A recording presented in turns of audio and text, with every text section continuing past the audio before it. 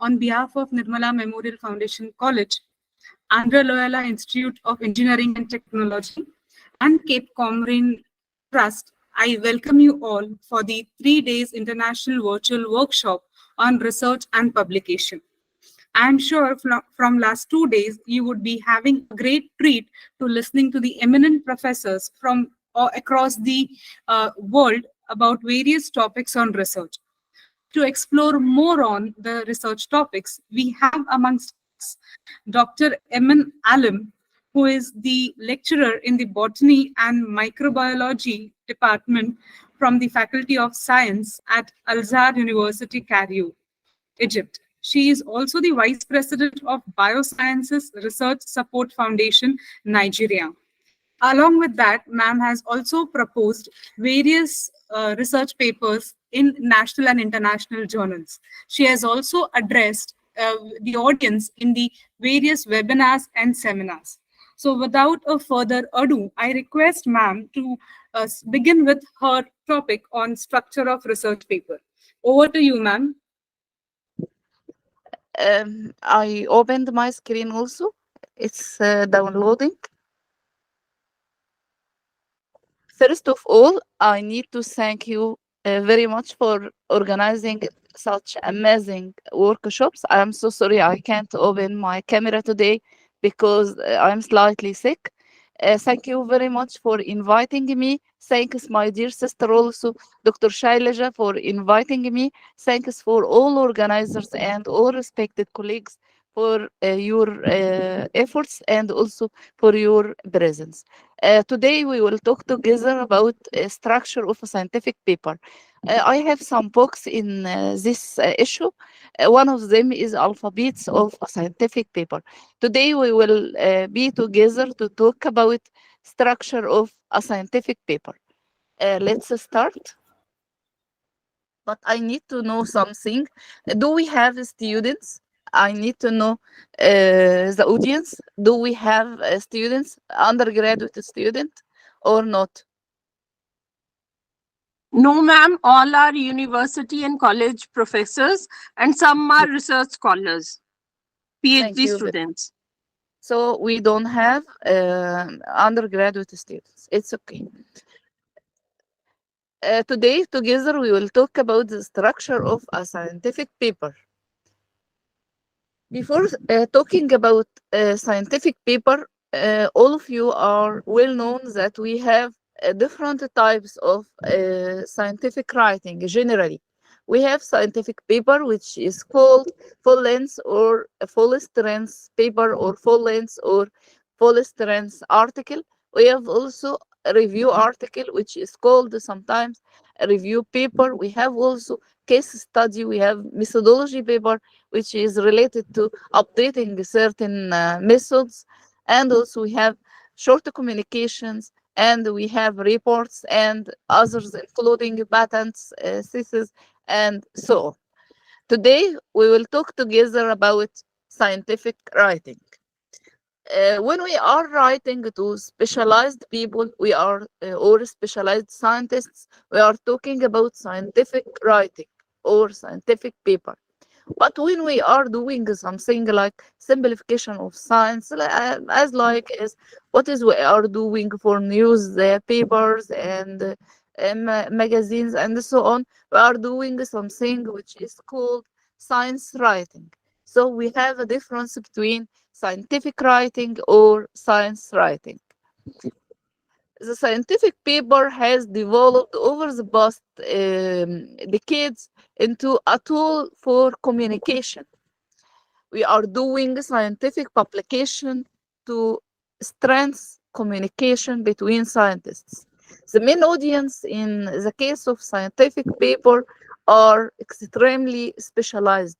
We are talking to specialized scientists. What is the purpose of these papers?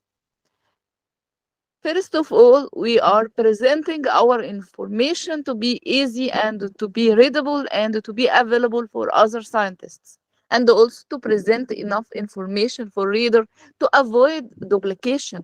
For example, you can do a paper and I can do the same without being in the same country or in the same place, but you have an idea and maybe I have an idea, the same idea.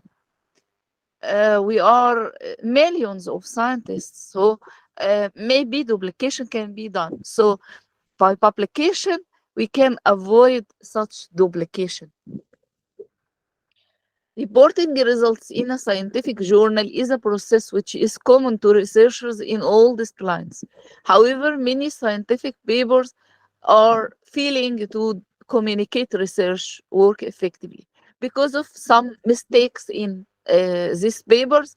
So the author fails to communicate others. These mistakes including, for example, containing some complicated words and also some unnecessary details and writing for highly specialized people without considering MSc, PhD students and other colleagues in scientific research area. And also talking to, as I said before, very highly specialized scientists instead of a wider audience, including MSc and PhD students, and so on. What about standard format of the paper? This is only something like introduction, and I'll talk about this issue in more details. But let's know that we have different parts of the paper. We have title.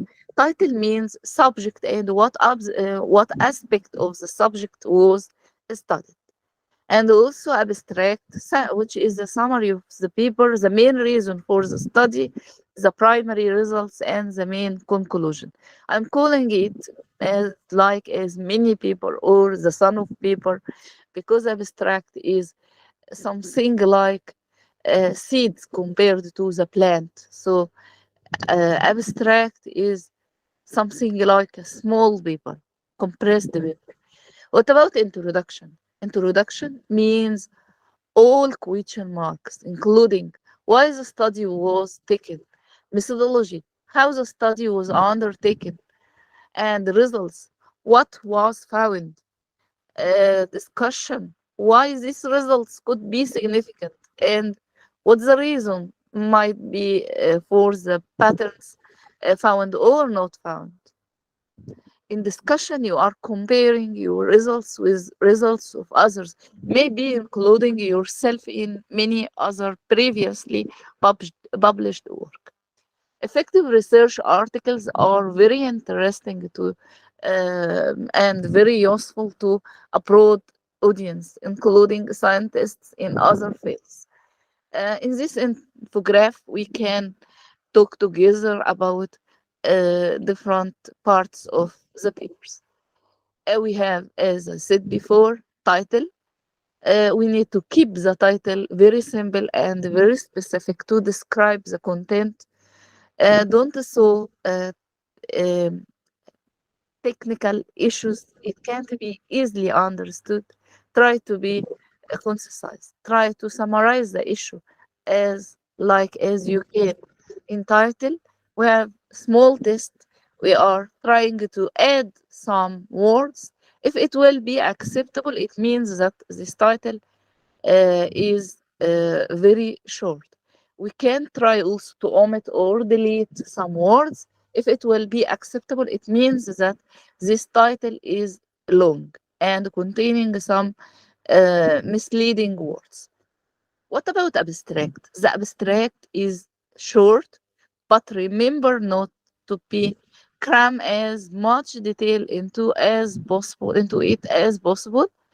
Now we want to grab the reader's attention with the first statement. So abstract will attract us to accept or refuse the paper. What about introduction? Introduction, when writing an introduction, we need to pick out the things that are most relevant to our work. We are not doing introduction just to talk. We are trying to choose the best and the most suitable things which is very related and very closer to our work. And also we need to do something like having a background of the work and to find the gap.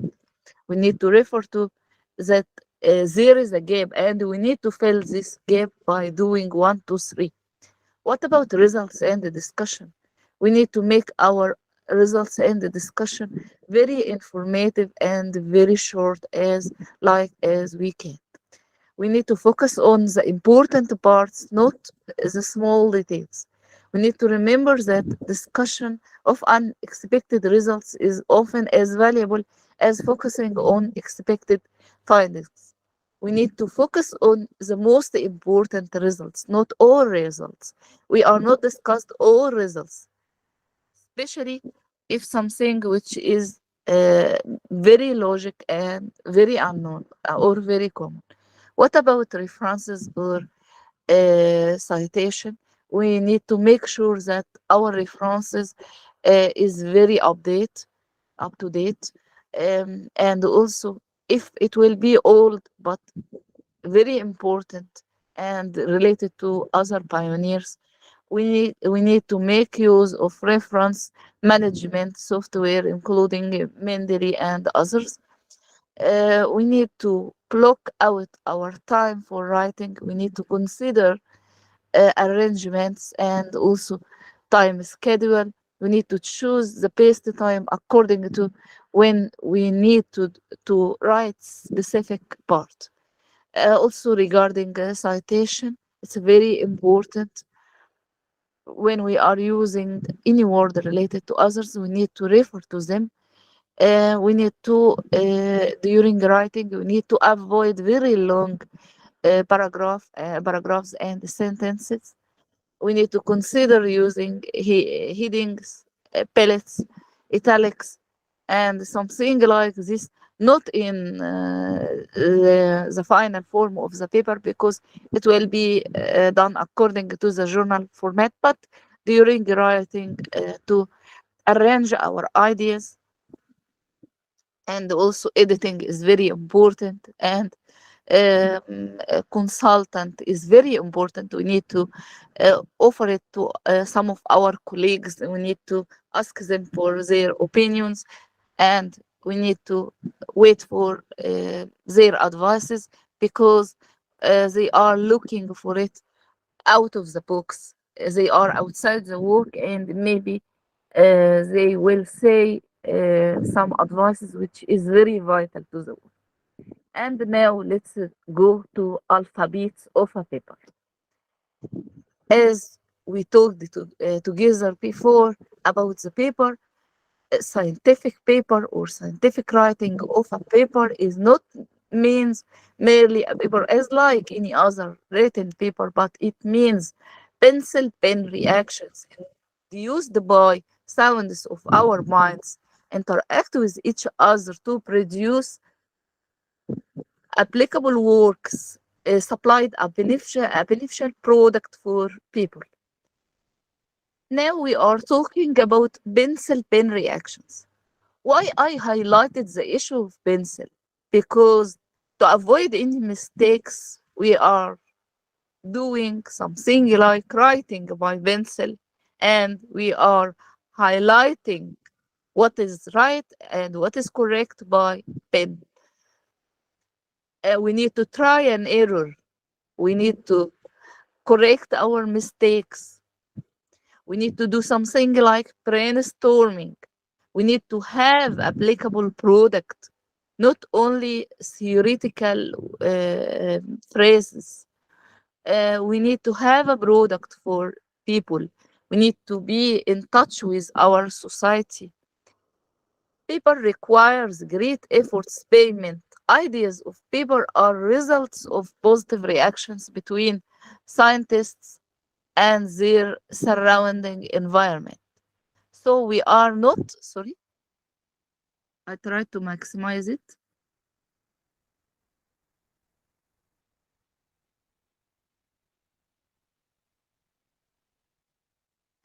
We are not talking to ourselves. We are not in an isolation we are talking to other scientists, and also we are talking to our environment by resolving their problems.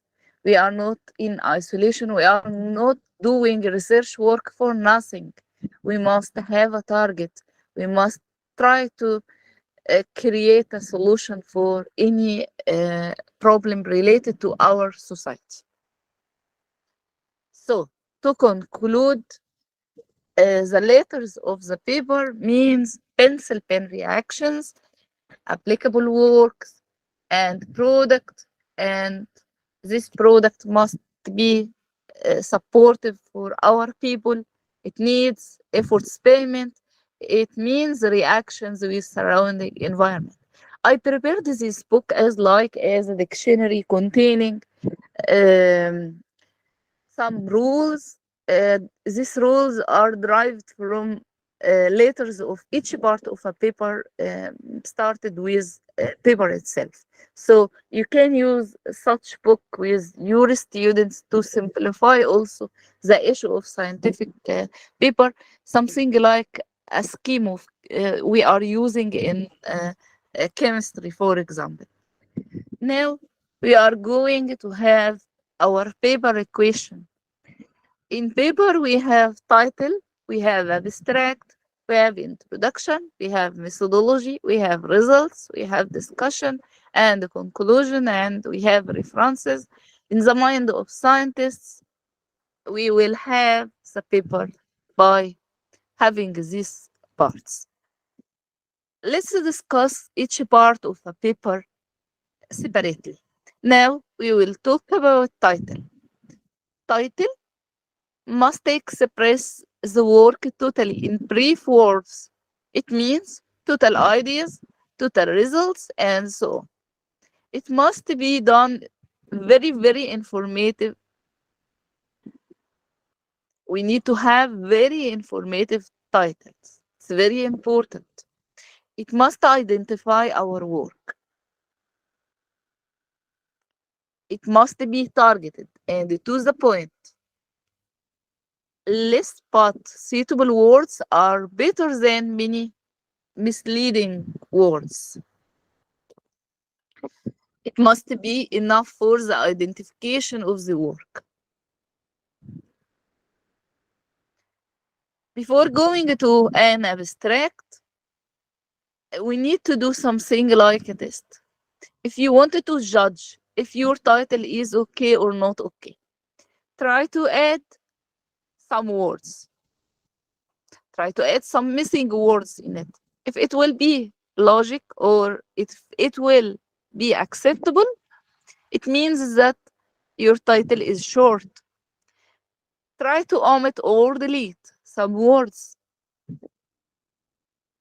If it will be acceptable, it means that this title is long and no need for such words. So we need to judge our titles before publishing the paper by doing such a test. What about abstract? Our abstract must be attractive, brief words, but of great values, having strong formation and targeted and to the point, and it must represent our data shortly. As you can see, I'm trying to do something like abbreviation. I'm trying to do something like giving rules from only one letter or only one word. Something like a scheme of chemistry, because I'm coming from a school of phytochemistry, so I'm doing something like abbreviation or searching for some terminology. All ideas and all methodologies and all results in a mini paper. As I said before, I'm considering it as mini paper. I'm calling it the son of paper. I'm calling it the seed of my plantation. We need to conclude our work. It is compact, complete mini paper, and it must be targeted to the point. I'm saying must be. I'm not saying should, because it's not optional.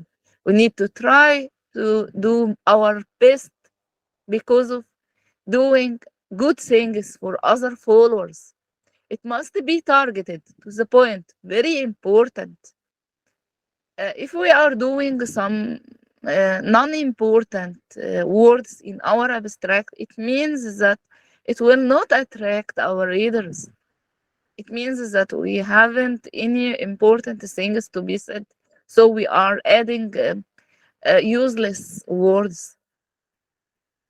So in abstract, we have something like mini paper, the son of paper. And also we have two types.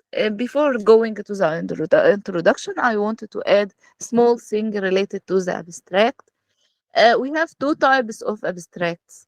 We have structured and non-structured, according to the journal format. If you have a structured or non-structured abstract, you need also to arrange it according to the logical ideas. First of all, I am introducing something like introduction or background. Then the problem, gap of science, and how can I solve it, and short results, brief results, not all results, not tables, figures, only very, very small and the most important and the most relevant results. And finally, we are doing conclusion, takeaway message, very, very short conclusion. And it's followed by keywords. I have gotten advice regarding keywords from my supervisor during doing my PhD more than 15 years ago. I'm still remembering this advice and I wanted to share it with you. He said, don't try to replicate or duplicate your keywords from the same words of the title. Don't use the same words of the title. Try to use different related words. Try to use another words. Because of what? You need to add more words, more new words to allow readers to reach to your paper, to increase your citation and so on. Instead of doing same words in the title, we need to use, for example, if we are talking about, for example, group of substances in phytochemistry, we are calling them, for example, flavonoids. In title, we are writing flavonoids. It's okay. In keywords, we can refer to specific compounds, including quercetin and so on. You have the same in your specialization and you can apply it.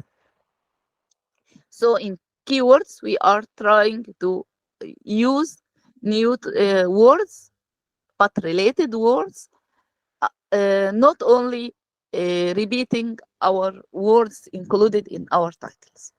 Let's go to our introduction. What about introduction? Introduction is very important because in introduction and during introduction, we are introducing our work to readers. It's not too short, not too long, and boring. Medium size is better. Also, as like as in abstract, it must be targeted and to the point.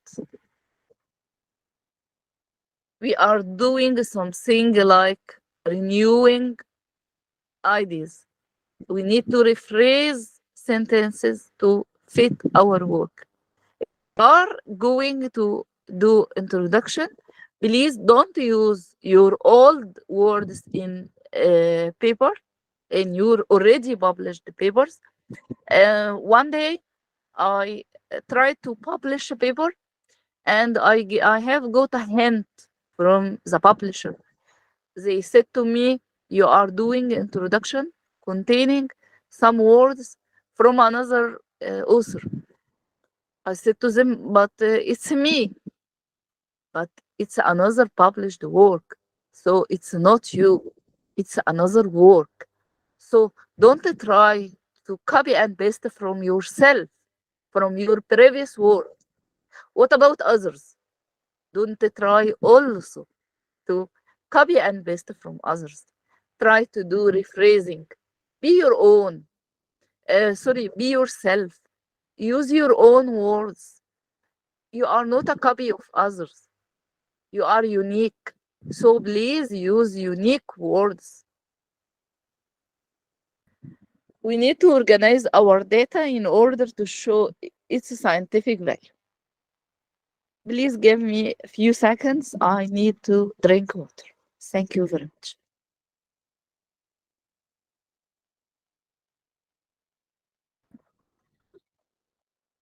Thank you. So, in introduction, we need to organize our data to show its scientific value. For example, we can arrange it ascendingly or descendingly. How come? I can say, for example, these medicinal plants are very important during the presence of many natural products. It's okay. And also, I can refer to the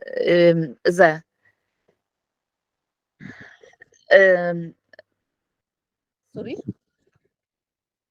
I can also refer to some secondary metabolites inside the plant. Then I'll refer to the medicinal importance of the plant. The two ways are correct, as you like. But when we are doing one of them, don't mix. I can say this plant is very important in medicine, or this plant is very important because or due to the presence of very important substances, including blah blah.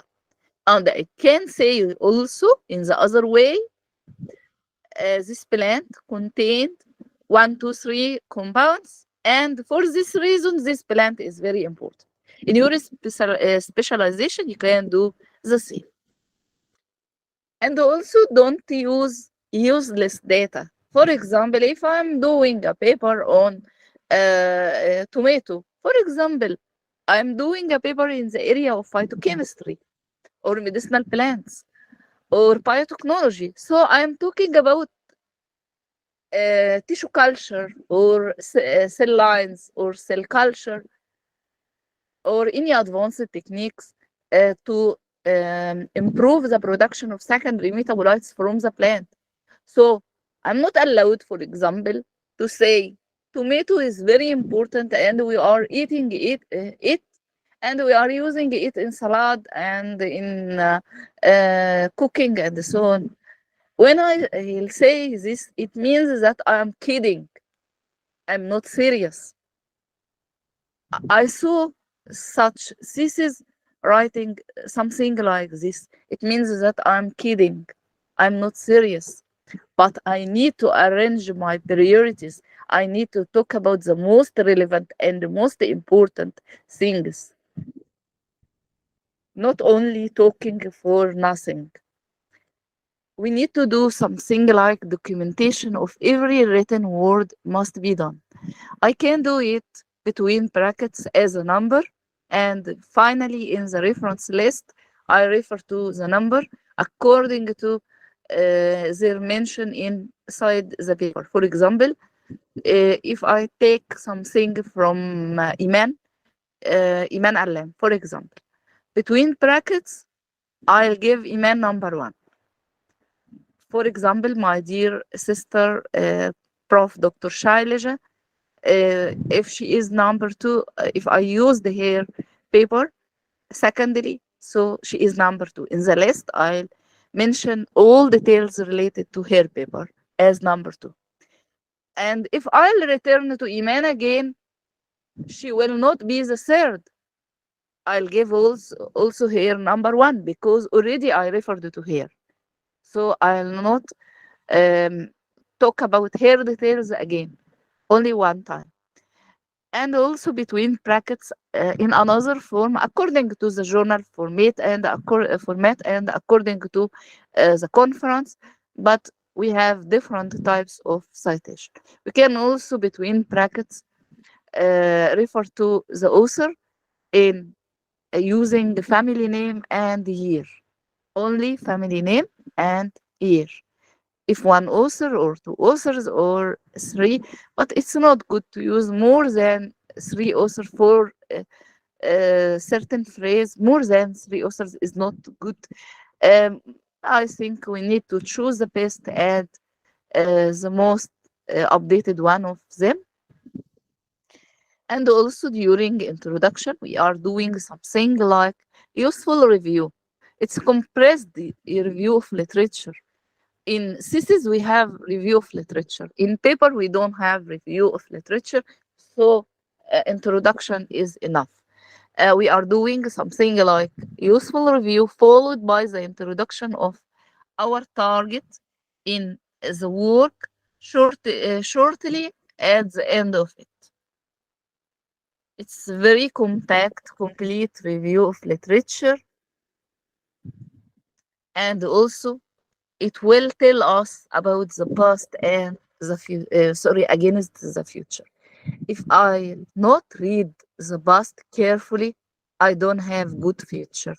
So if I'll not detect the gap exactly, I think I can't cover this gap in a good way. So maybe I'll say I am the first one to talk about this and blah blah blah. However, I am not the first one, but only I didn't read carefully. I didn't do good and intensive search. Returning to introduction, it must be done as informative introduction. It means observation of what is already done by other researchers to determine the main aim of my presented work. What about referring to others? Neglection of pioneers equal complete ignorance. If there is no past, there is no future. Really, I'm very grateful and thankful to the Indian culture because they are appreciating scientists. I love this culture. I appreciate and respect this culture. I'm Afro-Asian person, and as you know, I love Indian. I'm considering India as my second country because they are appreciating scientists. And also, appreciation must be reflected in our words, in our papers. How come I can take a word from your paper without referring to you? So it's very important to revise it carefully. I take it from Dr. Shailaja, so I must refer to her. Not because she is my dear friend, no, but because it's her right. If the person is your enemy, but you referred to his or her words, you must refer to him and all data related to the published work to allow others to follow you and to return to this work if they need that. Let's move to methodologies. If it will be okay that I can continue, it's okay. And if you wanted to open the discussion for any question, it's okay. I'm with you. I don't like to be boring. I wanted to deliver my lecture, inshallah, in a good way. So if you want me to continue, please allow me. If you want me to start a discussion, it's yours also. All things are same to me. Hello?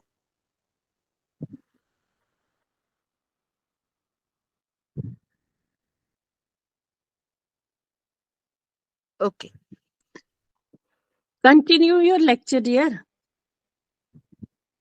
Okay, I am It's going. wonderful. It's wonderful. Yes. My dear sister, thank you. Thank you. Okay, let's go and let's continue. Thanks for your patience and thanks for listening to me. And now we are talking together about methodology. Methodology means materials, methods, ethics, efforts, estimation, and establishment of our future. I raised my voice when I talked about ethics because science is not science without ethics. Science will be nothing without ethics. So, ethics is very important during doing the research work. So, methodology means materials, methods, ethics, efforts, estimation, establishment of our future. We are building our future by choosing the best methodology to be used in our work. We need to think to modify, not to repeat. We need to trust ourselves during the work. Try and error to learn. We are learning. We are in long life learning. Every day we are students of our life. So don't worry if you did any mistake, but try to correct it. So we need to try and error to learn. We need to tolerate all hard conditions and low facilities. I need to tell you one story. In the past, during doing my PhD thesis, I tried to estimate total phenolics in a plant. Okay, I read all published related papers. Most of them are saying you need to put the sample in oven. I did it and I am waiting. I saw something will be estimated using a spectrophotometer is going to be very turbid, and tubes are doing something like pum pum pum inside the oven. Very very hard voice, very low. Sorry, very loud voice. I said to myself, "What is the mistake? I'm following all papers. I did nothing from my mind. What's wrong with me?" Then I closed the oven. The oven. I returned to my supervisor and I asked him, "What's wrong with me?" He said, "Please try to return to wise and repeat. Sorry, wise and good journals." I said, "It's okay. However, all published papers are in good journals, but they are unfortunately cheating. They did nothing."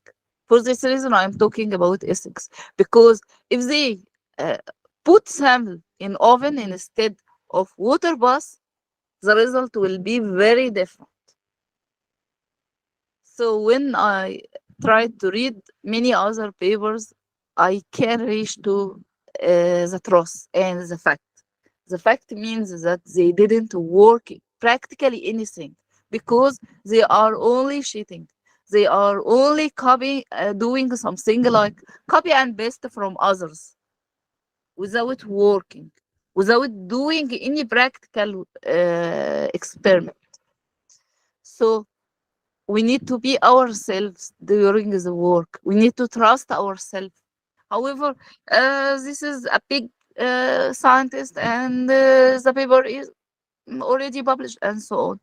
But practically on the land, trust yourself because you are the owner of your experiment and it's your future. So be honest with yourself, to be honest with others. Being honest with others is a reflection of being honest with ourselves. So we are trying and doing errors to be learned. in methodology. We are learning ourselves how to use simple things to achieve our great target. I came from a slight low facility in my lab, but I tried to compensate any defect by the qualification of myself and also good handling. And also, I am moving to instruments, not instruments moved to me. I am walking to good labs. If I don't have enough instruments, no one have uh, no one have all instruments inside his or her lab. We are moving to science because science will not move to us. We need to move. We need to walk. We need to learn. We need to be online minded, not offline minded. The direction of the work or the flow of the work will be the leader of our thinking. We need to be flexible in our thinking, not to be solid. Make it as 1, 2, 3. No, number 3 may be number 1 after doing something else. It's not fixed.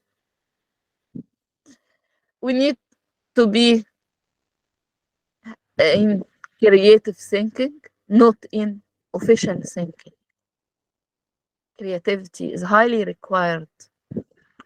Why we are protecting intellectual property rights? Because of creativity, because of innovation. We are appreciating it. So we are trying to do creative ways of thinking.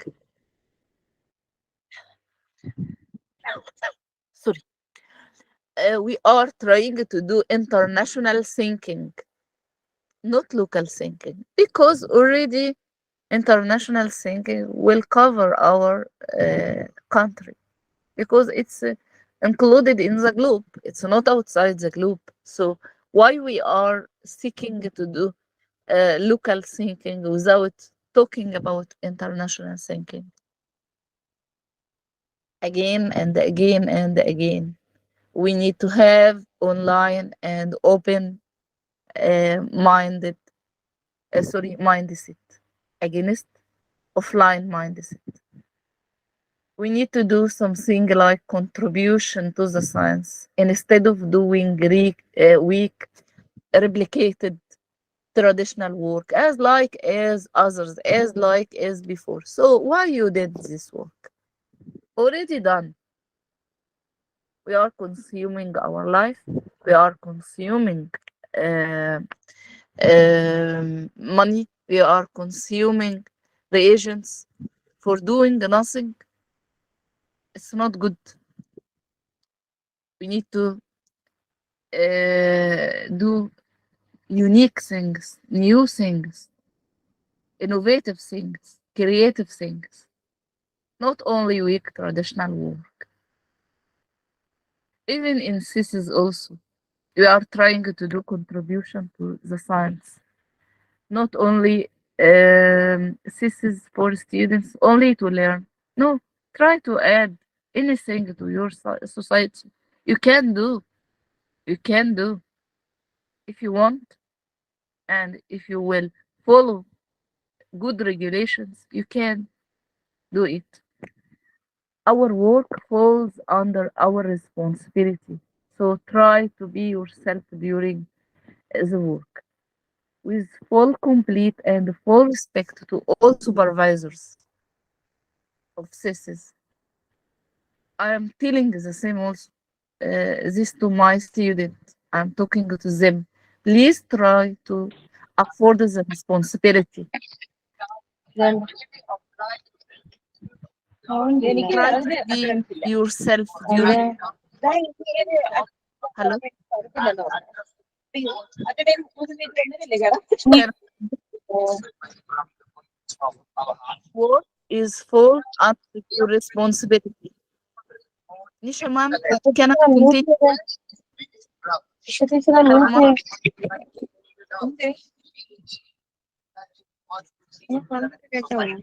Your work falls under your responsibility. So try to be yourself during the work. You are not the supervisor. I appreciate all supervisors. I'm one of them. But the thesis and the paper is the responsibility of the author. So you need to be yourself during the work. Take their advices, take their guidance, and try to apply it by your unique way. And also for supervisors, please appreciate the mind of your students. Please respect them. Respect is mutual. They are not a slave. Um, they can obey or not obey us. Give them space for belief. Years of our life is spent for learning. Some people are many important things in their life to finish thesis, to finish paper. Some of them are not married because of science. Some of them are not engaged, waiting for finishing thesis. So you are consuming your life, and the life can't be returned. One day can't be returned. If it will gone, it's done. No more, no less. Finished. So try to be great scientist in the future. Try to be a great scientist in the future. Because already you are consuming your life. To consume it for nothing. Try to use it for import for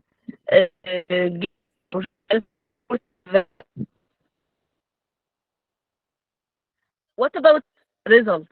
Results is a reaction between all other parts of the work. Results.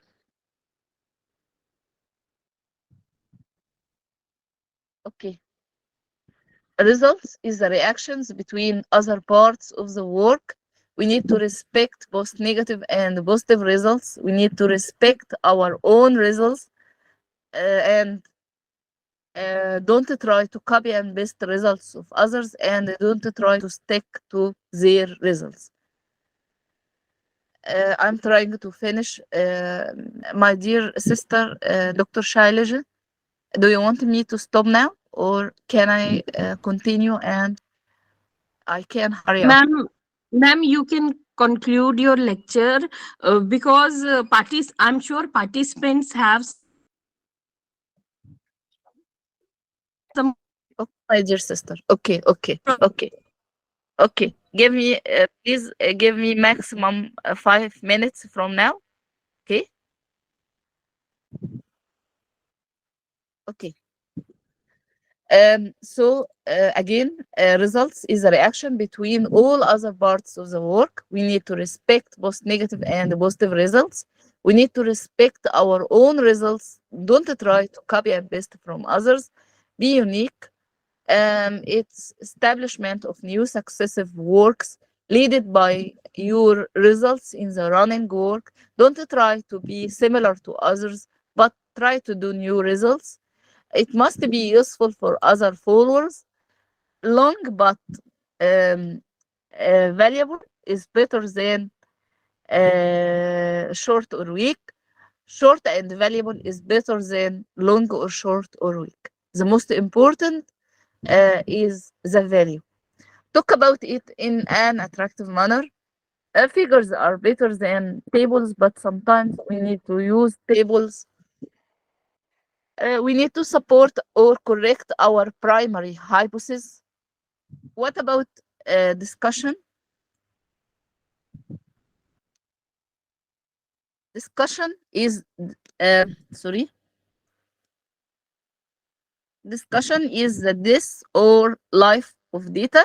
It must be done as informative discussion. It must be simple, comparative analysis of our results against results of others, represented in a creative manner. We are using in discussion useless data instead, useful data instead of useless data. It must be done shortly, swimming with our data and the data of others, including us in any other previously published work. You can see here fast swimming against slow swimming. So we need to do fast swimming but wise. Fast but wise. Highly qualified swimming with data. It must be done in an informative manner, of great impact to our work if done carefully. New way of comparing our results with results of others. It will make the work more stronger. Let's go to the conclusion.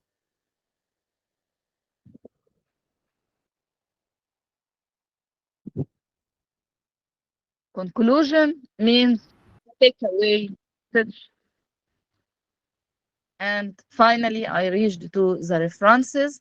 References, we are repeating references included in the above text in all and full details, efforts of others. So it's very important to refer to them, and we need to give complete data about them. Regarding using recent or old references, it's optional, but it's better to use recent references. But something like pioneers in some methods, we are referring to all the methods because we need to appreciate our pioneers.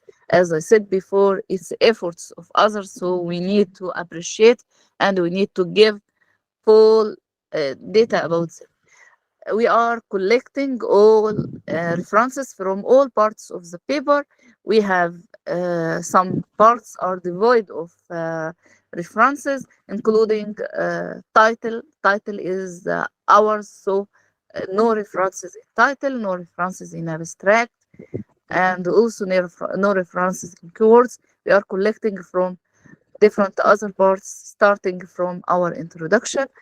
Neglection is very, very bad, but we need to mention because they are scientists. So we are doing something like complete and corrected data. Regarding corrected and complete data, we are referring to the author and title and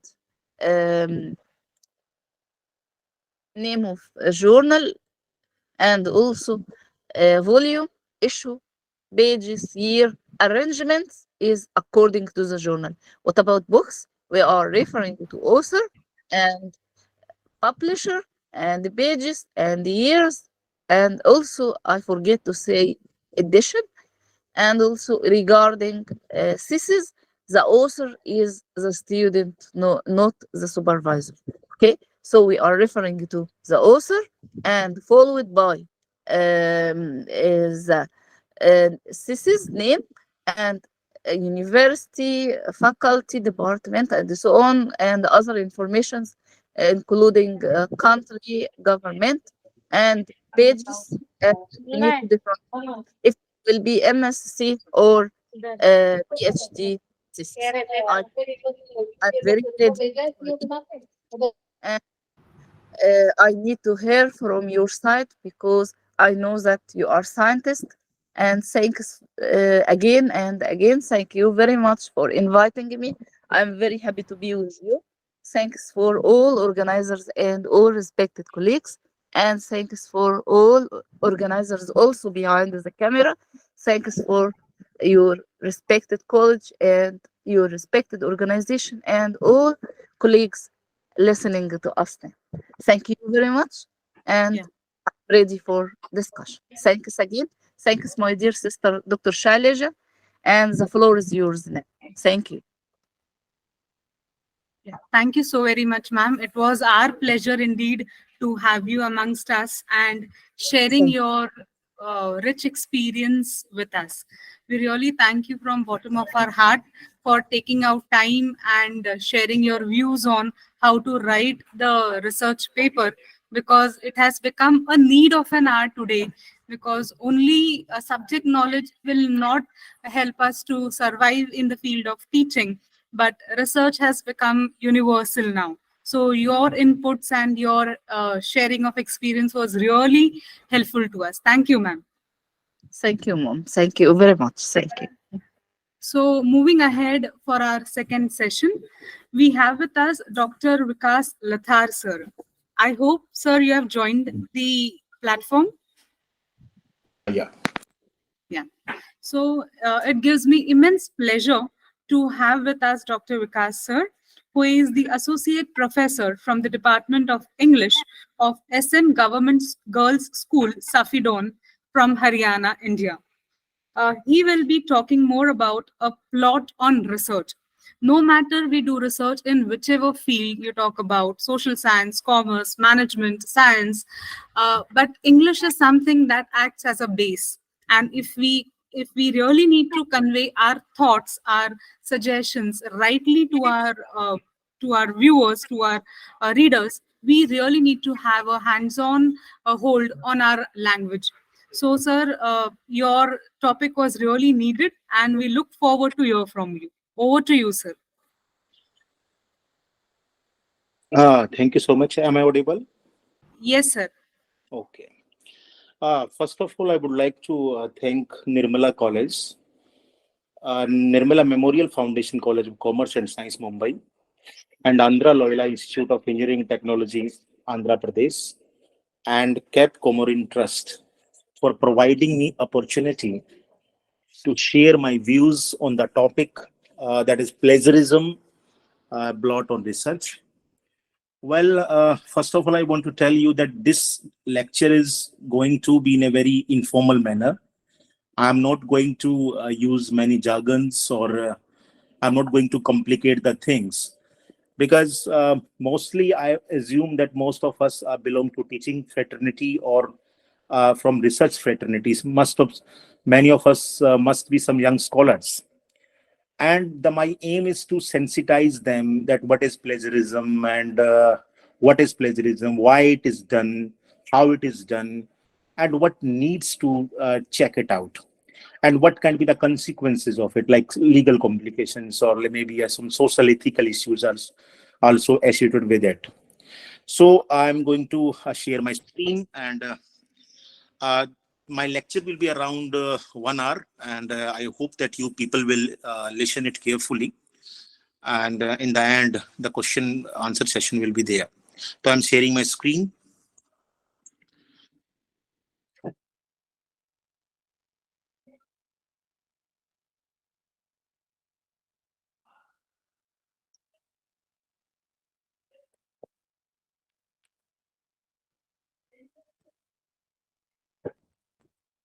Is it visible now?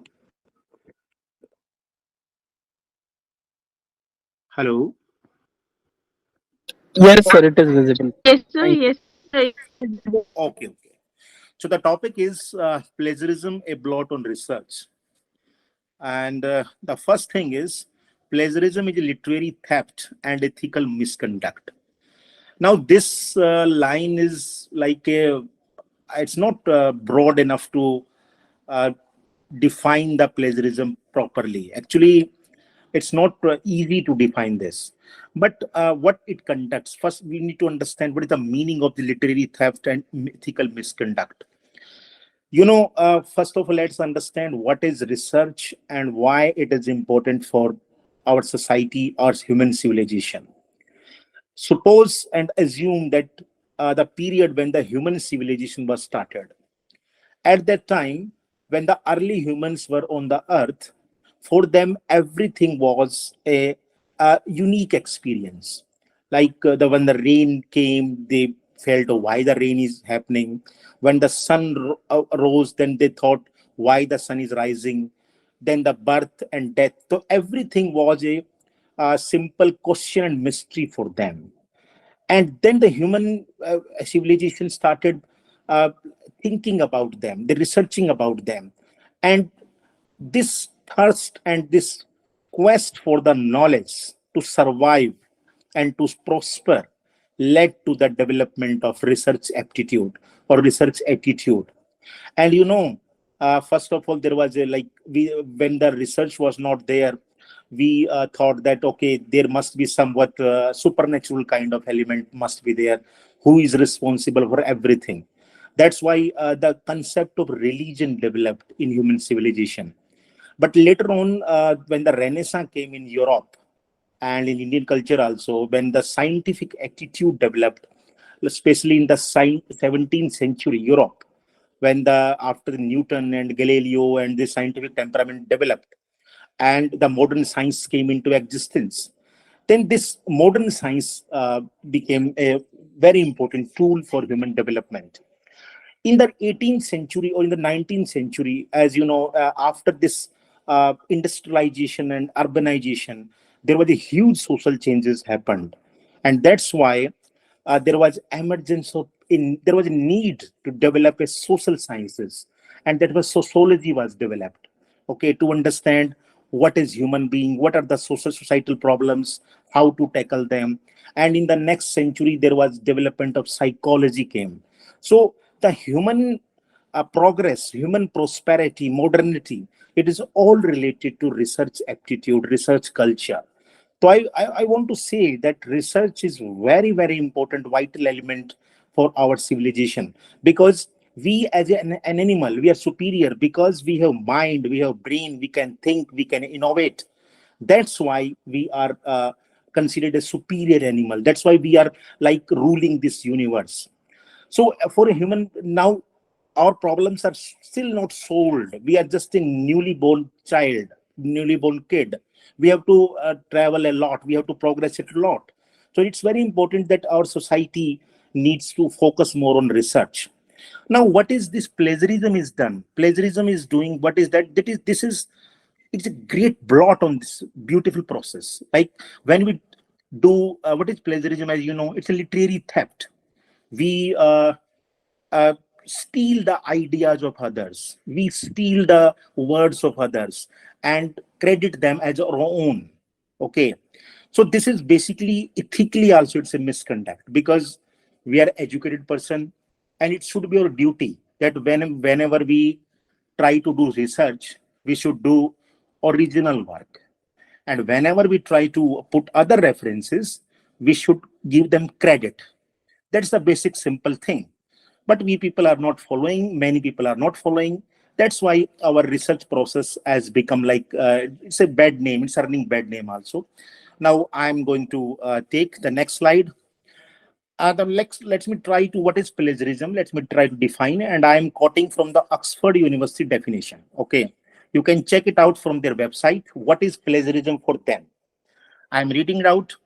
Presenting work or ideas from another source as your own, with or without consent of the original author, by incorporating it in your work without full acknowledgement. It's a very important thing. Like whenever you try to credit the other works as your own, even with the consent or without the consent, focus on this phrase. Like if I like it's there is my there I composed a song, okay, and you people ask me, okay sir, can I use your tune? I say okay, use it. But you use my song without giving credit. That's also a plagiarism. So we need to be very careful. Next, what it includes: all published and unpublished material, whether in manuscript, printed, or electronic form, is covered under this definition, as is the use of material generated wholly or in part through use of artificial intelligence. Now, this is a new dimension for this plagiarism these days. As you know, means 10 years ago, when we used to think about plagiarism, it was all about these printed papers. But now, you know, these printed papers have taken the backseat, and this digital media or digital material like movies, songs, YouTubes, they have taken the front seat. So every material is under plagiarism. Okay, like you are creating a YouTube video for a lecture for a student, and you are using the song or movie clip of some other person, means it's plagiarism in one sense. I will tell you how to tackle that. But the newly dimension is the artificial intelligence. And you must be aware about the revolution of Chat GPT. The last 6 months, I think in November, it became famous. And the whole world is now talking about Chat GPT. Because after that, now students, scholars, they are just not doing nothing. There, many of them are just putting their queries in the Chat GPT, and Chat GPT is writing your stories, Chat GPT is writing your poems, Chat GPT is doing your homework, Chat GPT is doing your assignments, Chat GPT is writing your research paper. It's a great challenge for all of us. So that's also plagiarism. Now, plagiarism can also include reusing your own work without citation. Now, this is called self-plagiarism, and many of us are not aware about this. I will discuss later what is self-plagiarism. So, this is the Oxford University definition, which they have presented to their students and teachers. And it's a very, I think, it's a broad kind of thing, like what is plagiarism. Now, moving on, I would like to discuss about what are the types of plagiarism.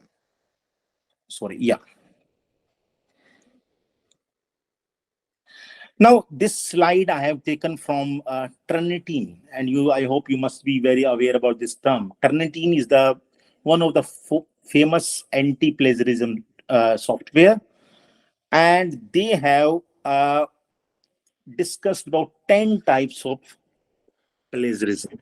I'm going to briefly deal with one by one.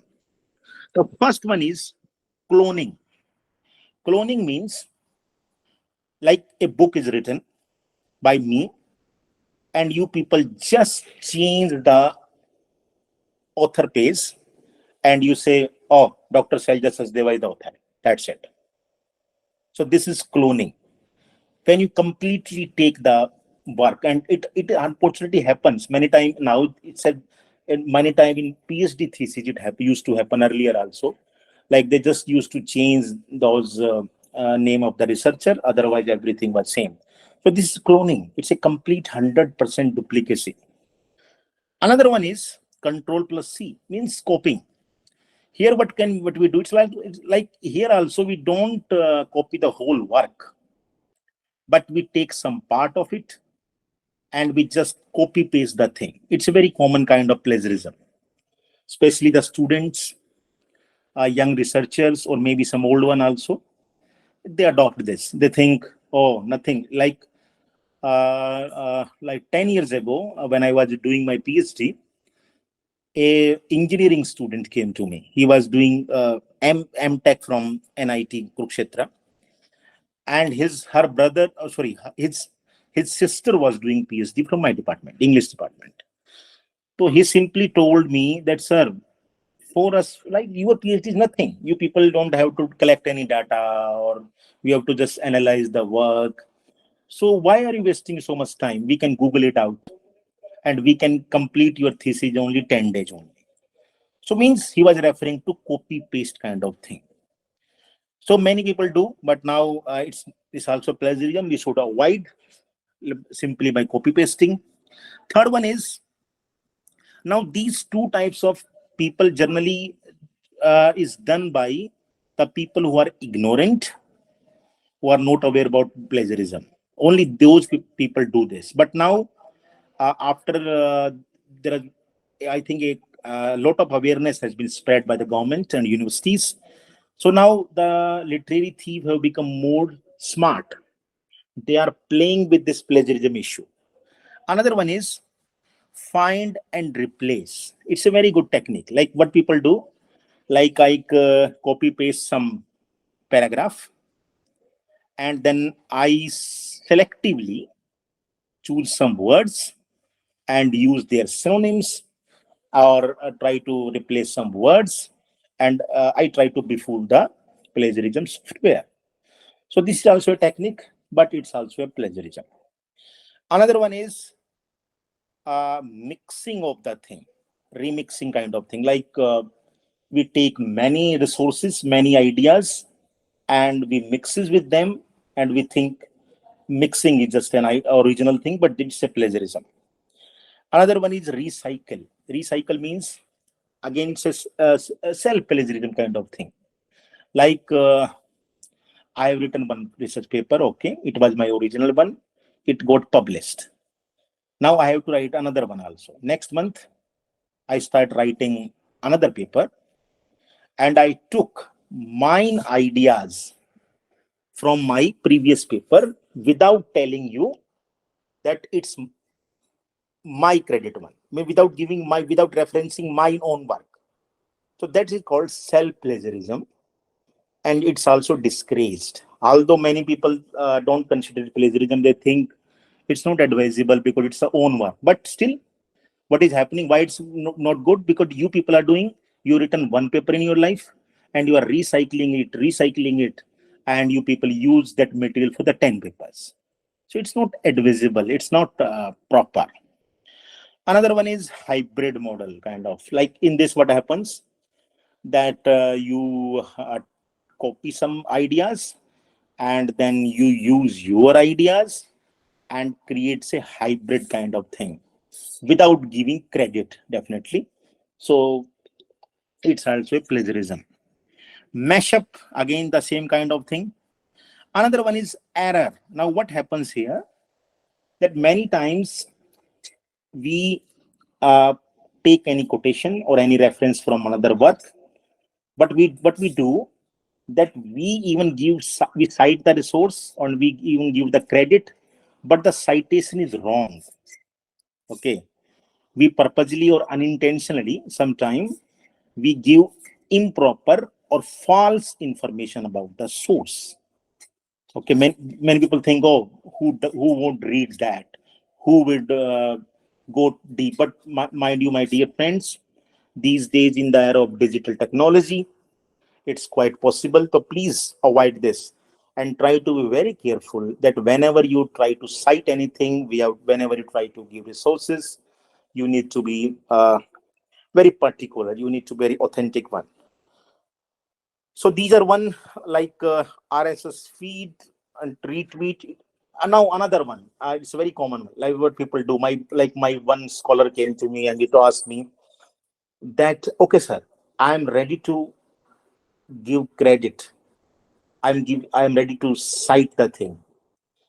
But what will happen, like if I write 10 pages paper and I take 8 pages from somewhere and properly cite the resources? So does it mean it's a proper paper? No. Although you have cited the papers very well, but still your original content is only 20% or 15%. So this is also a plagiarism. Okay, so mere citation is not enough. We have to take the material from others, but we need to be in a controlled manner. We cannot say, like if you're writing, we have to write 10 lines, we should try to, okay, only 2-3%, 30% maybe or the references, 70% be your own ideas. So I advise that there should be 30-70 formula. Some people say it's 35-65% also, but that depends on the supervisor and what the university feels or what the editors or the journal wants. So these are the some types of this plagiarism, and so I hope it's clear. So again, I'm like in 1 minute, I'm telling you, if you try to copy some other work, that's plagiarism, total plagiarism. If you try to become smart, try to mix or change some words, that's also a plagiarism. If you are giving wrong information about the sources, that's also a plagiarism. If you are recycling your own work, it's also a self-plagiarism. Or if you are only citing the other, means using the other resources in a bulk way, means a major proportion, that's also a kind of plagiarism. So my dear friends, my dear colleagues, we should be aware about this and we should try to avoid them. Now, coming on the next point, plagiarism is a serious problem in academic world, including India. Now, it's a very now because now I want to discuss why plagiarism happens. Like why the researchers or scholars they tend to do plagiarize. They know that it's bad, it's wrong, but still they tend to do that, and it's a very serious problem, especially after this invent of revolution of internet technology. Internet, this problem has become more serious. And in the context of India, especially because I hope many of the scholars are from India only, they because in government UGC University Grant Commission, which is the regulating body of Indian universities and higher education system, what the people do that they are like they have made earlier they made these research papers compulsory for promotions for faculty and recruitment also, and for even for the PhD, like publication of research paper was made compulsory. So all these kind of things. So it's the in the last one decade I saw, because the first time regulation came in 2009, and after that there was flood of research in India. So now India has become a research paper factory. It's a huge factory. Daily hundreds of papers are published, but still as a research country we are on the major indices we are treated at very low rank. So it's an irony that the nation which is producing so much many research paper, but our quality of research is bogus. It's low. Unfortunately, I'm sorry to say that, but it's a poor picture that India is presenting before the world. And even if India want to become a world guru, Vishwa guru, or whatever wants to say, that we need to focus on this. Otherwise, this is a serious problem. So I believe this is a serious problem not for the government, but for academic world also. I will tell you how it's a serious, because when I will discuss about this consequences of results of plagiarism. Now, reasons for plagiarism, as I told you, this first one is internet revolution. Especially in the last decade or 10 to 15 years in the 21st century, this internet revolution has changed everything. It has impacted every aspect of our life, even our academic and research life. And before that, scholars used to visit there to collect material. They used to visit physically to get some Xerox copies, some Xerox of books. I still remember in 2007, I visited this Osmania University, Hyderabad, to collect my PhD on American literature. And I remember how I used to go to that American Center of Research in the morning, and the whole day I used to sit there and searching the material, and then getting them photocopied. And when I came back from the train, I had a full sack of research papers. It was almost 30-40 kg. It was such a huge material I brought down, because I used to think, oh, I won't be able to come back Hyderabad from. So that's why I collected. That kind of challenge was there. But now things have changed, and now the internet revolution has made us easy. But it has increased this plagiarism because there is a easy access to information. Now with one click, you will find any information, any research paper. So what happens as in human mind, whenever a thing is easily accessible, we tend to become corrupt. We tend to think, oh, it's so easy. Let become lazy kind of attitude many people have. They just copy paste their thing. They don't want to spend their mental energy, and they just get attracted to this easy way to publish their paper. That's why they plagiarize. Third one, as I already discussed, UGC regulations for PhD. This was introduced in 2009. First time UGC tried to enhance the quality of PhDs, and they thought that they made research paper compulsory. Then 2016, 18, and now I think they have changed. And I'm not sure, but I think they have now liberalized the thing, and they have removed this compulsion of publication the PhD. The UGC is again zero sum game, like they have come back to original position, because they have seen that thing in the last 10, 15 years, what happened in India? That students were forced to do research papers, and then again, this plagiarism kind of thing happened. And PhD was another thing came, like uh, in before 2002, the net was UGC net was compulsory for the teaching eligibility, but then that it was relaxed and PhD was made optional.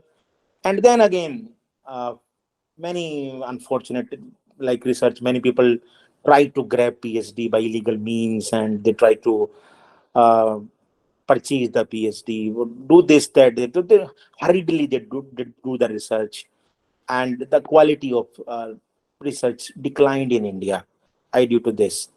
Another one is UGC API scores. It's for our faculty members. As you must be aware, all my teachers, that UGC brought with the Sixth Pay Commission in 2006.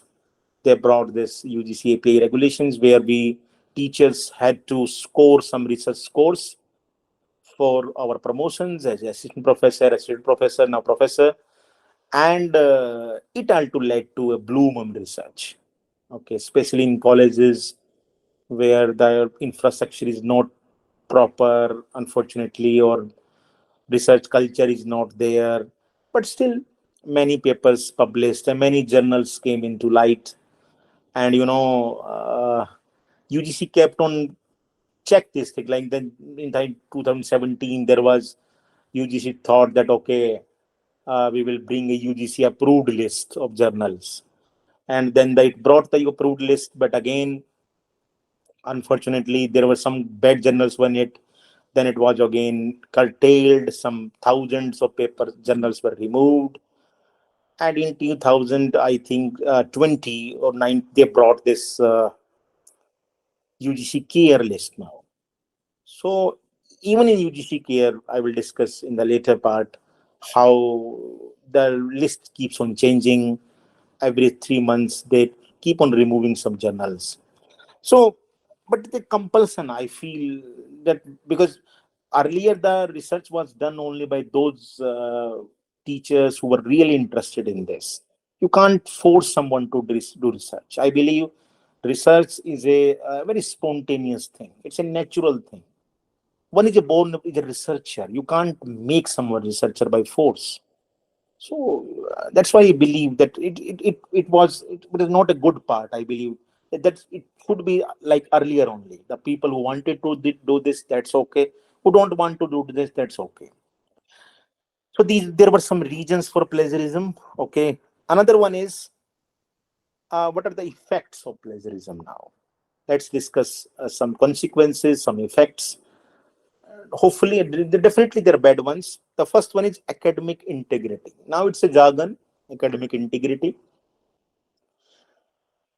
In our life, integrity is one of the most important things. What is integrity? Integrity means sincerity. Like whatever you do in your life, you do try to do with sincerity. There is a moral conscience under in you. So academic integrity is most important part of our academic culture. Because if we miss this integrity, our whole education system will collapse. If a teacher is not doesn't it means he won't teach the students very well. He won't research the things very well. If students lack academic integrity or they try to pass the exams through cheating or many things, so it's a very important concept of component of our academic atmosphere. So when plagiarism happens, it's a blot. It's a great shock to academic integrity. We need to maintain this. It's our challenge. And I have taken this topic for this workshop because I want to contribute in this. I always feel that as a teacher, as a research scholar, I can inspire my young fellows that they should not try to do plagiarize. Another one is research culture. Like what is research culture? Culture is, if try to define culture, culture means way of life. Okay, in simple terms, it's way of life. And research culture means like when the atmosphere is like this, environment is like this, aptitude is like this, that it promotes the research mind. It inspires the research mind. That's the research culture. And in the context of India, even our constitutional makers were aware about this. If you look at our DPSP, Directive Principles of State Policy, Article Part 4A, okay, of the Constitution, there is also one article which says the Indian state will try to cultivate the scientific temperament and research culture in our citizens. So it's such an important concept. Like West, US is ahead. US is the leader of the world now because US is the research culture. Like it's just a 500 years history.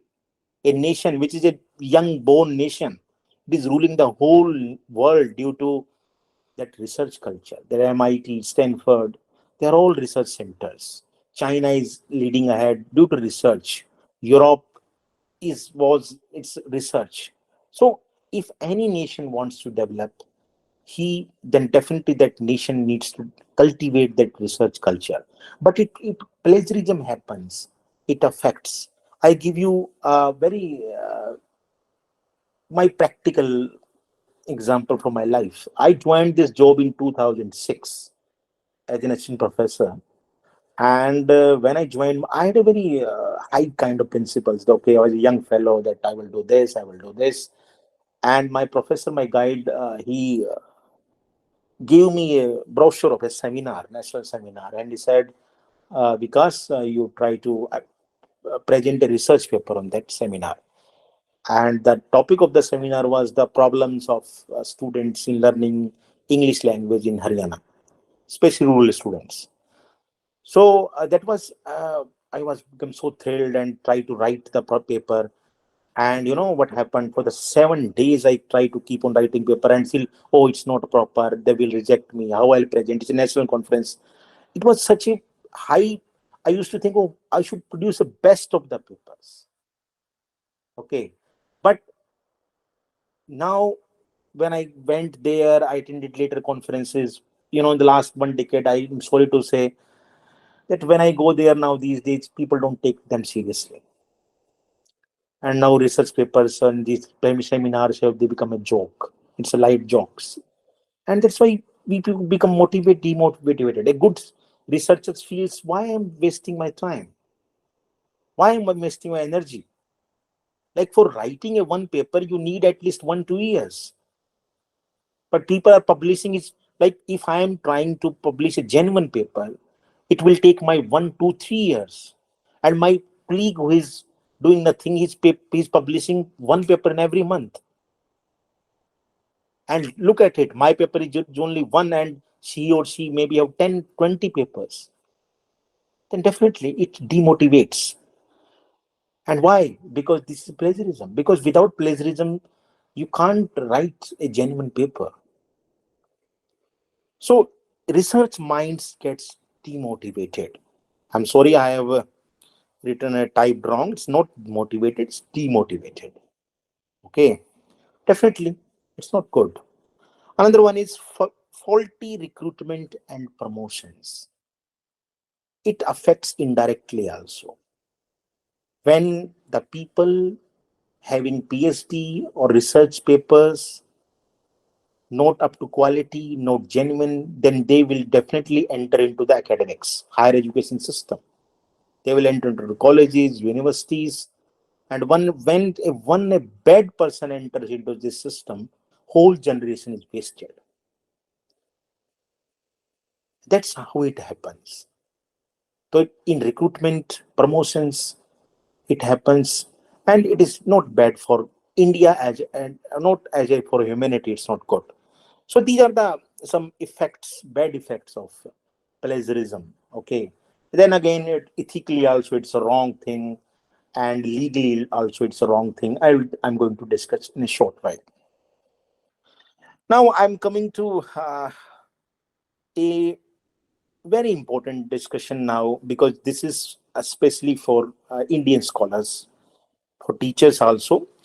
I have taken this snapshot from the UGC regulations on academic integrity, and they came in 2018 when UGC issued guidelines to higher education institutes to create awareness about academic integrity to prevent the problem of plagiarism.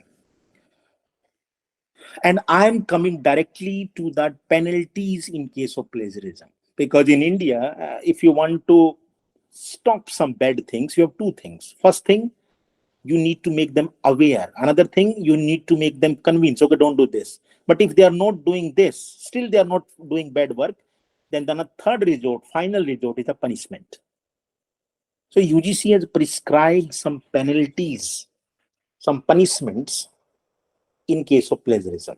So I'm going to discuss these penalties. Many of must be aware about this, but I'm going to revise for them.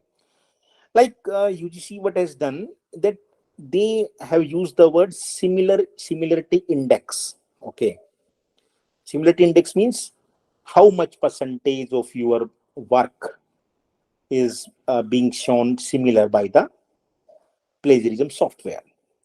Like the level 0. Level 0 means similarities up to 10%. Okay, it means if that is called as minor similarities, no penalty. So what it wants to say that if a person, if a student or scholar has 10% plagiarism report or 10% similarity index, then it will be accepted. Up to 10%, no problem, no penalty. Another one is level 1. That is similarities about 10% to 40%. In this case, the student shall be asked to submit a revised script within a stipulated time period not exceeding 6 months. Like this guideline for PhD students, like a PhD student is submitting the research thesis and his similarities index is from 10% to 40%, then he or she will be asked to resubmit his or her thesis within 6 months. Okay, this is the level 1 similar plagiarism. Another one is level 2. In this, similarities between above 40 to 60%. Now, such students shall be debarred from submitting a revised script for a period of 1 year. Like if a scholar submits a PhD and it is checked on plagiarism software and it is found on level 2, then university will debar him for submitting the revised script for 1 year. Another one is level 3. If the similarity is about 60%, such student registration will be cancelled. So this is a very serious penalty. If you submit any work and your similarity index is above 60%, then it means you are not fit for the program and your registration would be cancelled. Now, another one is this.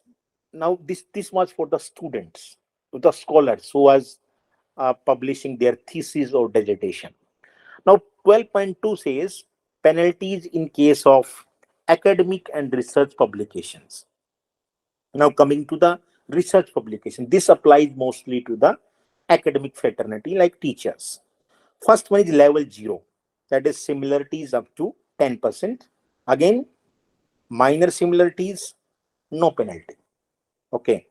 Another is level 1, similarities about 10% to 40%, shall be asked to withdraw manuscript. Okay. Third level, 40 to 60, shall be asked to withdraw manuscript, shall be denied a right to 1 annual increment. Remember this. If you submit a research paper and it is found a plagiarized up to the level number 2, then government or your institution can deny your 1 increment. And another thing is, shall not be allowed to be supervisor to any new master's, MPhil or PhD student for a period of 2 years. And you may be barred for supervising any student for next 2 years. It's again serious penalty. Now level 3, the extreme one, that is similarity above 60%. Then again, shall be asked to withdraw manuscript, shall be denied a right to successive 2 increments, then they will can stop 2 increments, and they will debar you from PhD supervising students for 3 years. Okay, and then penalty of repeated plagiarism. If you keep on doing this once, twice, thrice, if you are a repeated offender, then your institute or government can take disciplinary actions against you, and it may lead to suspension or maybe higher termination also.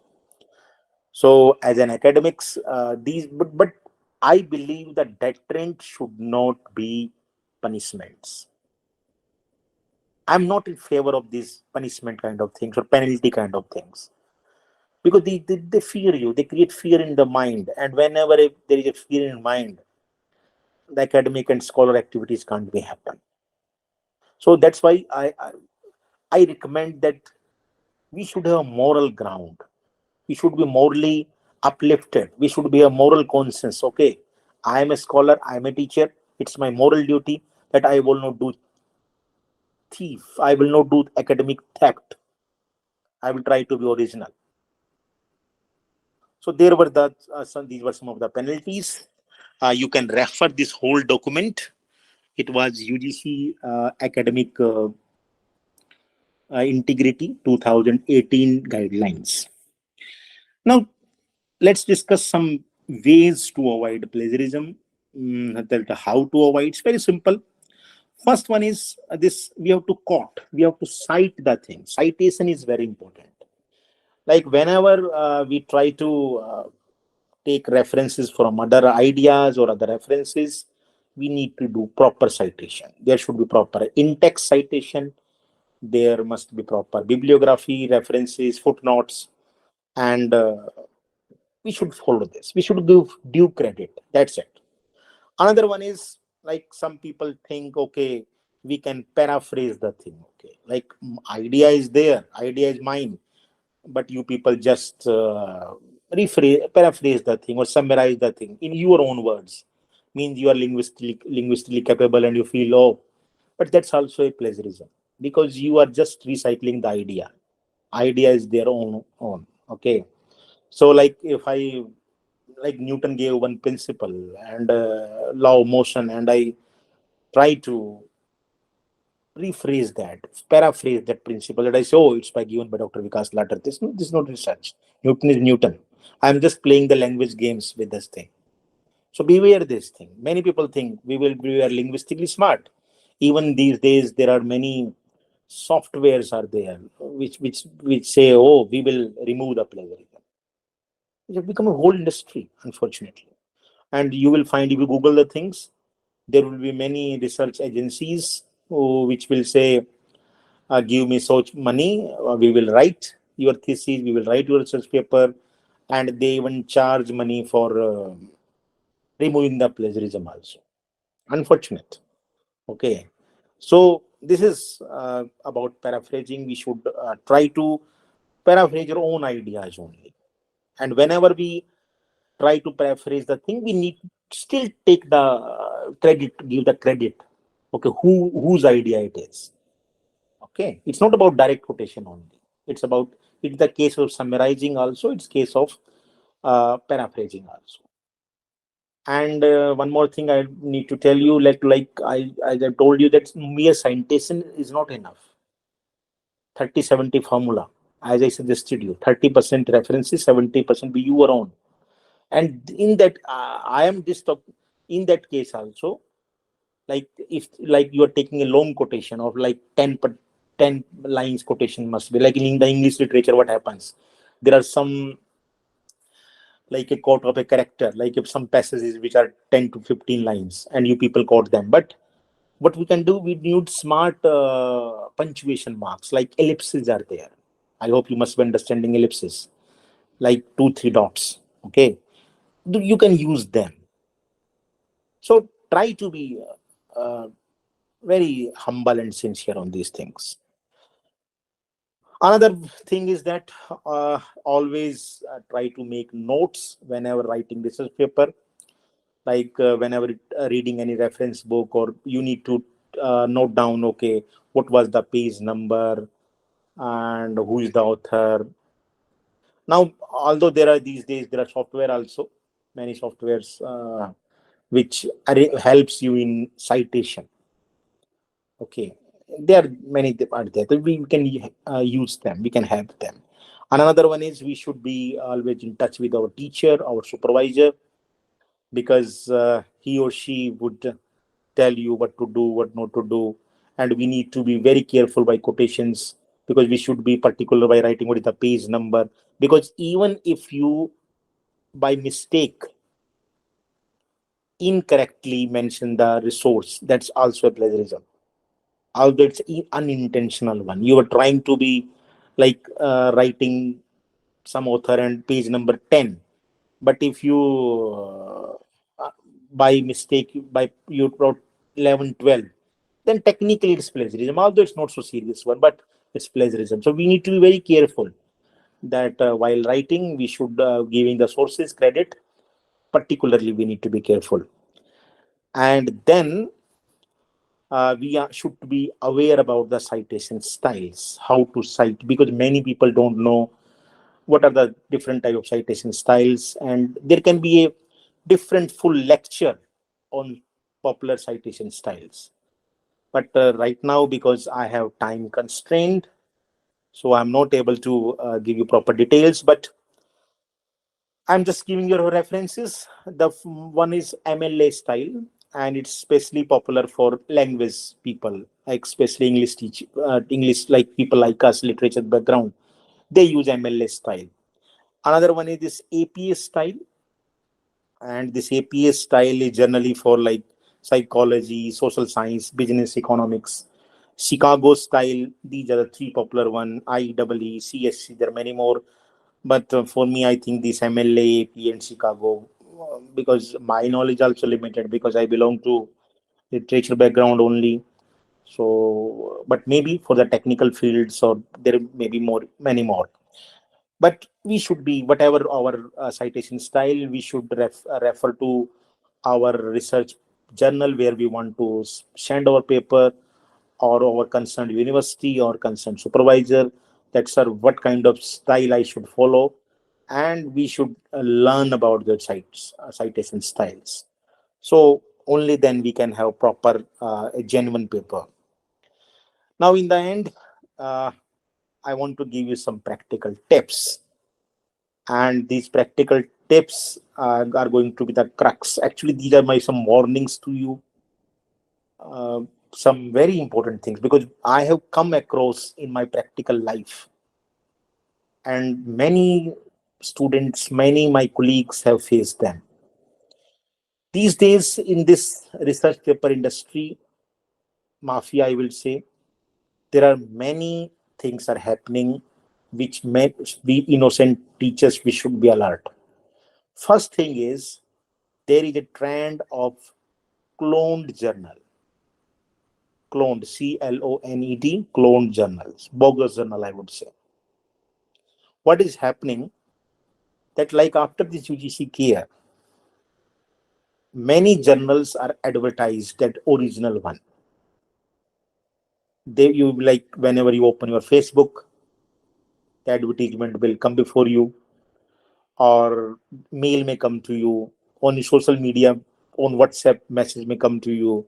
Okay, this is a UGC care journal, this is Scopus journal, and publishing this. And there may be cloning of that.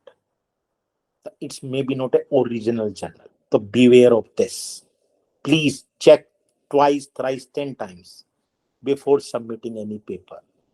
I personally know hundreds of students or scholar teachers who have been caught in this problem.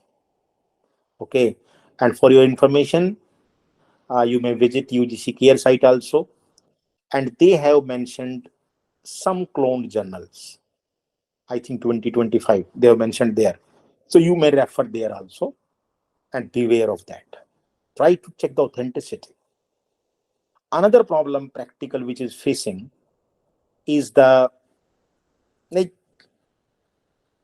in Scopus kind of thing. Like you will find, okay, sir, we will do backdated research. We will publish your paper backdate. It's not authentic. Beware of this, because like Scopus, if you go, the Scopus also keeps on revising its list. Like many journals will be there who are like valid up to 2022. And advertisements come to you, publish there. Okay, it's and publication 7 days, publication 8 days. And you may give them, end up giving them 10,000, 15,000, 20,000 rupees and get your paper published. And you think, oh, it's a Scopus index paper. But you need to check, will my paper be indexed? Okay, publication in a research paper Scopus is not enough. Your paper should be indexed. And as far as my knowledge is there, only a genuine paper is indexed. So this is again, you should have a great, very aware about this Scopus, WOS, another thing. Third very important particular challenge which come across to me is about WOS. Now, WOS, there are two categories, SCI and ESCI. Okay. And UGC CARE, we think that WOS is a global standard. So we think, oh, UGC CARE approved. And many advertisement comes where they have written, okay, it's a WOS ESCI indexed journal.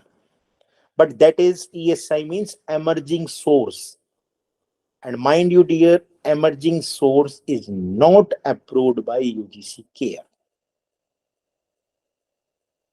I have seen many journals who claim that we are UGC CARE approved because we belong to WOS ESCI. But it is not proper. Okay, so be careful.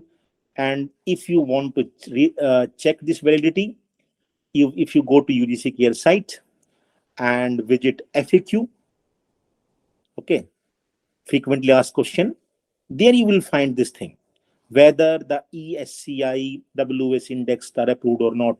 They said no, only SCI. And many people are trapped there also. So my dear friends, please don't waste your paper here and there. Before, I understand your needs. I understand, but still we should be smart enough, because we are considered the highest intellectual person. So we need to be smart enough to save ourselves from these kind of traps. Okay, so beware of the predatory journal, beware of the clone journal, and try to check these UGC CARE site.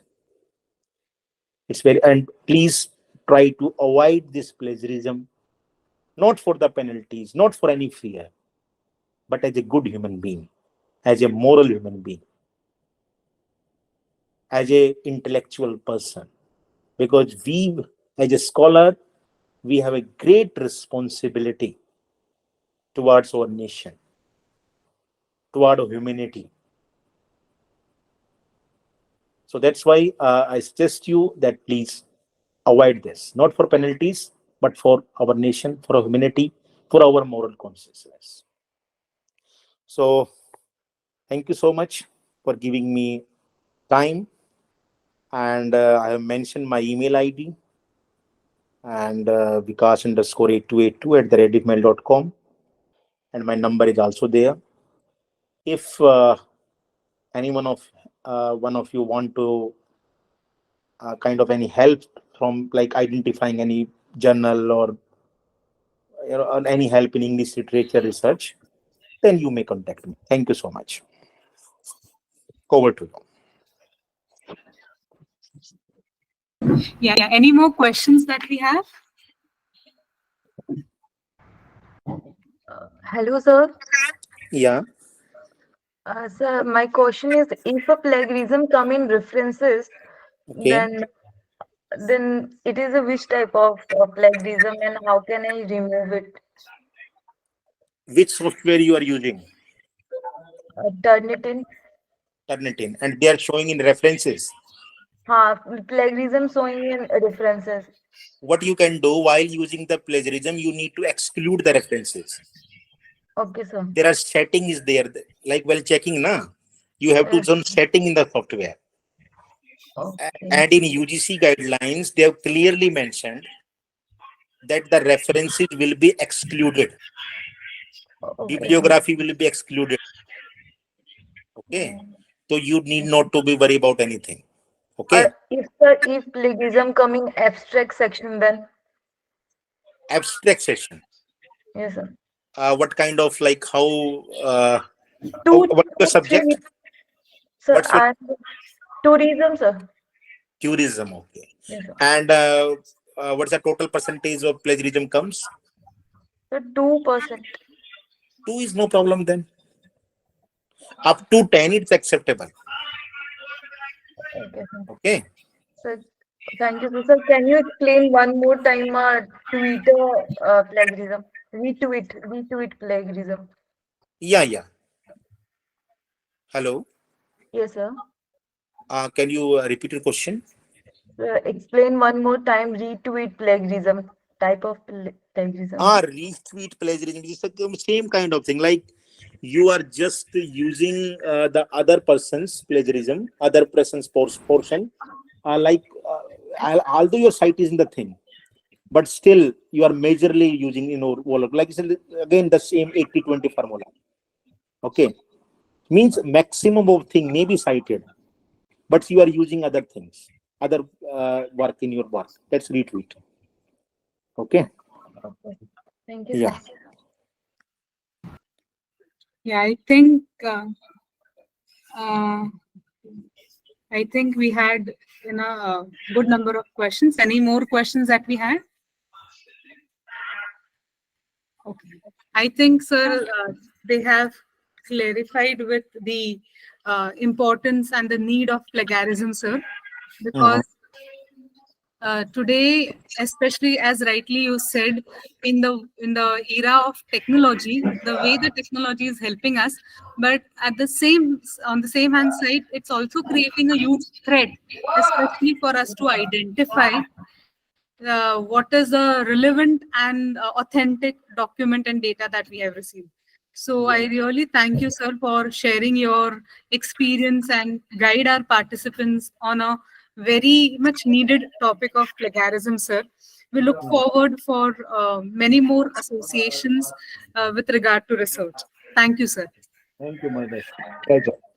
Okay, it was wonderful talking with you guys. Yeah. Thank you. Thank you, sir. So here we come to an end for our day 3 and the research methodology workshop that we had. At the end, I would like to propose the vote of thanks to all the dignitaries of Andhra Loyola Institute of Technology and Engineering College and the management principal of Nirmala Memorial Foundation College for calling the eminent professors and making this workshop happen so very gracefully. And at the end, I would like to thank Cap Comrain Trust for making this whole event happen so very successfully and supporting us in terms of technical and other documented and administrative work. I thank you again.